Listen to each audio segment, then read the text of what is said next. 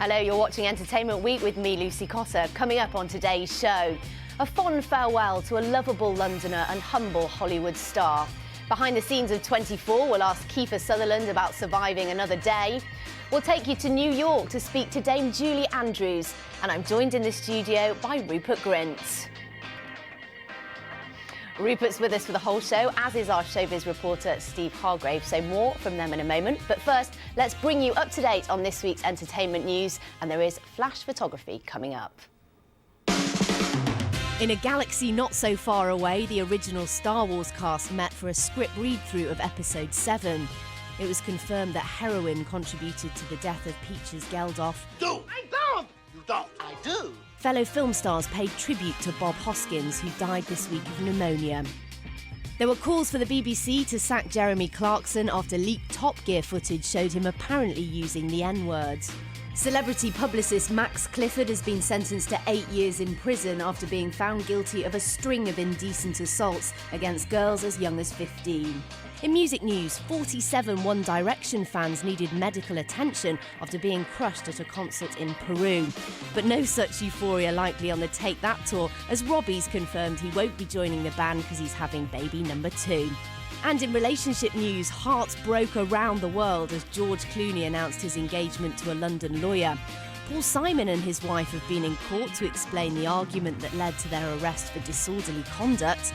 And Hollywood gossip columns say Kim Kardashian and Kanye West will marry this week in LA, then in France. Well, why have one wedding when you can have two?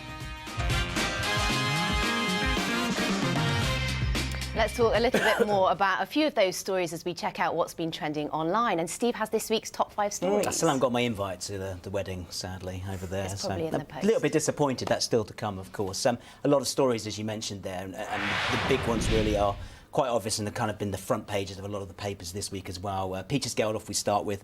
A massive story, of course, because the toxicology reports came back. Everyone wondering exactly why it was that Peaches passed away, just so devastatingly sad that she was so young when that happened. This week we heard the toxicology reports did point towards use of heroin, recent heroin use, which they said was very likely to be the cause of her death. We also heard sad news that her husband was the one who walked in the room and found her in their spare room. So some, absolutely severely sad stories coming out of that. And the real devastation is that this is going to carry on, of course, because the case will reopen in July, and that's when it'll go back through, because police now are asking questions about who was supplying her with heroin and where the paraphernalia for the drug use may well have been. So there's lots of questions to be asked, all of which it just drags into this sad and sorry tale of someone so young and these 2 young children at the centre of it. Rupert, we sometimes hear about these tragic stories of young, famous people who have trouble with drugs. It must be so difficult when fame is thrust upon you so early.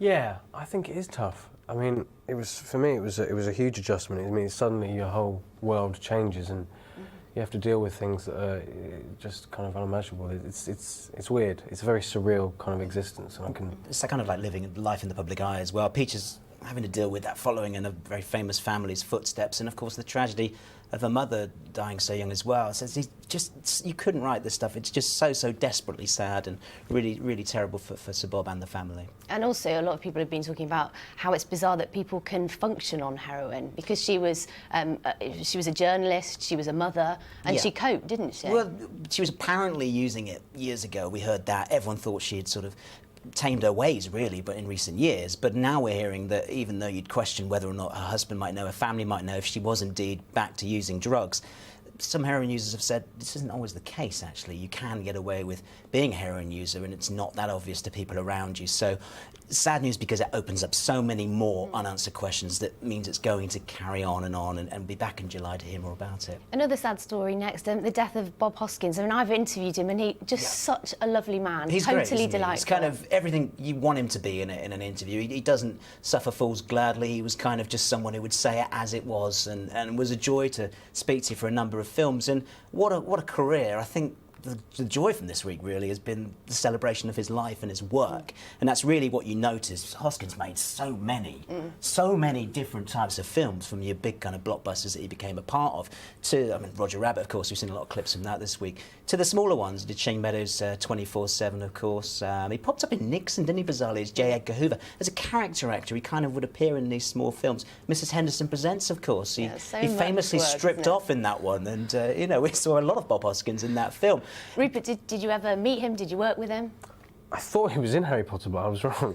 He's actually not. Most people were. I know, yeah, he was one of the actors that wasn't. He's that, but yeah, I mean, it's a great lot. There's that scene, isn't it? I mean, all actors point towards The Long Good Friday, which was his most famous work. He made it in 1980, broke him through as an actor. I think he was like 37, 38 when he appeared in that. He didn't start acting until he was like 27, so kind of the polar opposite to all you guys. Wow. And came to it so late in life, and that kind of grounded him, I think, and made him the actor that he was. And The Long Good Friday, all actors say that last scene in the taxi when he's there is just a masterclass in how to act properly without saying a word. Let's have a look at some of his best bits.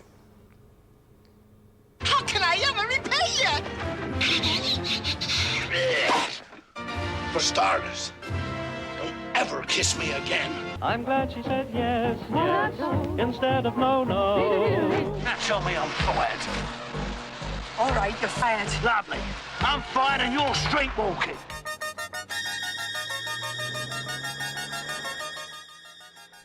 I'm in the picture business. And you're a murderer. Prove it. And how about her? The right one's bigger than the left. Where she leads, I follow. OK, the new Star Wars film, that's coming up. Yeah, 2015. onto a movie that everyone's been anticipating, and boy, they know how to kind of milk this for all it's worth. It's like been the biggest secret in Hollywood. I've been asking everyone left, right, and centre. You're not in, are you? No, just checking, because you never know. You never know anymore. And so we've been asking everyone about it. They released this week the photo that got all the nerds excited. It's very romantic. This is the photo. Isn't it? Let's run through who's there. There's Harrison Ford, of course, Han Solo, Princess Leia, confirming the old guys basically are back for more. Peter Mayhew as Chewbacca, not in his costume just yet. Anthony Daniels, C-3PO. Mark Hamill there, you can see. So many legends. Just behind him, Mark Hamill's Luke Skywalker, happy to be back, of course. And who else is there? Kenny Baker. That's not Kenny Baker. He's not in a method actor. He's not in costume already. But he will be back as R2-D2. That's the kind of the old guard. So we thought they might be coming back. But the interesting thing is the new guard. So we've got some of the actors that are going to be in it who have just been catapulted to fame this week on Twitter. Donald Gleeson is there, the young British actor, and John Boyega, who's just 22 years old, was in Attack the Block. And I spoke to him the other week, and he was great at not saying a word. He basically well, they're all sworn to secrecy, he lied to me. I thought I was his friend. And Daisy Ridley, who, to be honest, is very, very young, and I think is in Mr. Selfridge. Was in Mr. Selfridge, yeah. Of course. She is in the new In-Betweeners movie. So we'll know her a bit more before this, but she's so young and has been trending on Twitter because everyone's going, who are they? Donald Gleeson, of course, you know, he's one of the Weasleys. Yeah, he's doing it for the gingers. And as an actor, that must just be gold dust. That's an amazing gig, yeah, he's great. I'm really pleased with him. But still, you insist Harry Potter is the best franchise ever. Well, of course it is. There's no question. And quickly on to Rihanna and George Clooney. Yeah, Rihanna very quickly, because it's a little bit boring. She took her clothes off this week and posted it's in a French magazine cover. She put it on Instagram. Instagram censored it. She got annoyed and she sort of started posting it elsewhere on Twitter, where you can get away with a bit of nudity on Twitter, apparently. I'm glad we've covered that up. That's sort of thing. At this time of night, we shouldn't be putting that out. And then, your eyes, Rupert. You're a bit young for this, aren't you? Surely. And then tragedy at the end, George Clooney. He's engaged. Yeah, and not to me. Apparently he got engaged this week to a British lawyer. Apparently. I mean, I say apparently because, hey, no one spoke about it at all, did they? They did say it was weird, though, because apparently he was tamed. And if a girl gets married, like Jennifer Aniston, or gets engaged, she's been saved. And when a guy gets engaged like George Clooney, he's been tamed. And it opened up this whole battle of the sexes. But there they are, extraordinarily Lucky lady, happy. a London lawyer as well. A London lawyer, yeah, absolutely. So, yeah, you know, George has done... Well done, George. I think he's done well. I think she could have had anyone.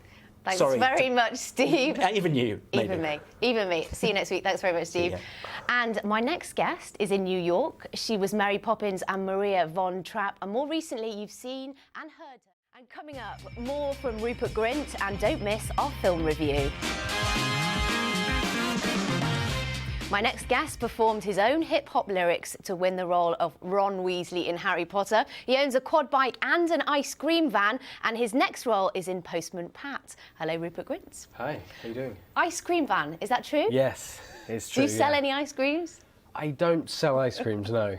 I just drive it about. Nice. Which is difficult because people often queue up expecting ice creams, which is perfectly reasonable, but I don't stock ice cream.